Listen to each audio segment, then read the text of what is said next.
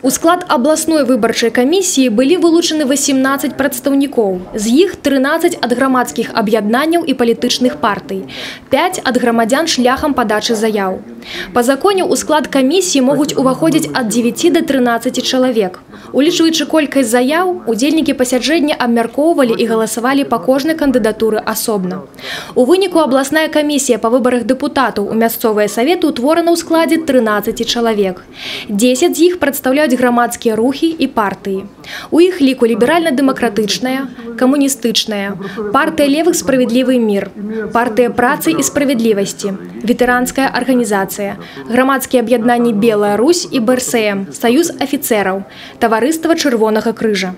В комиссию вошли достойные люди, которые участвовали в выборах, имеют опыт, пользуются авторитетом у населения, которое их выдвигало. Есть новички, но эти новички достаточно активные. В основном это общественные объединения, которые за них поручились и их очень хорошо знают и положительно характеризовали.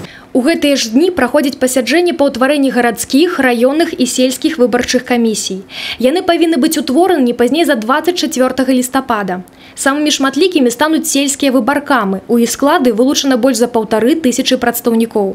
Такім чынам, ужо на самым старце перадвыбарчая кампанія дэманструе высокую актыўнасць жадаючых у ёй паўдзельнічаць. Уже вот этот момент о том, что поступило 18 заявлений на 13 мест, говорит о достаточной активности тех людей, которые хотят работать по выборам. А то, что касается самих выборов, что они непопулярны, якобы, то именно местные советы решают все жизненно важные вопросы населения. Поэтому ближе к выборам, когда появятся у нас уже кандидаты и когда пойдет голосование, это будет видно воочию.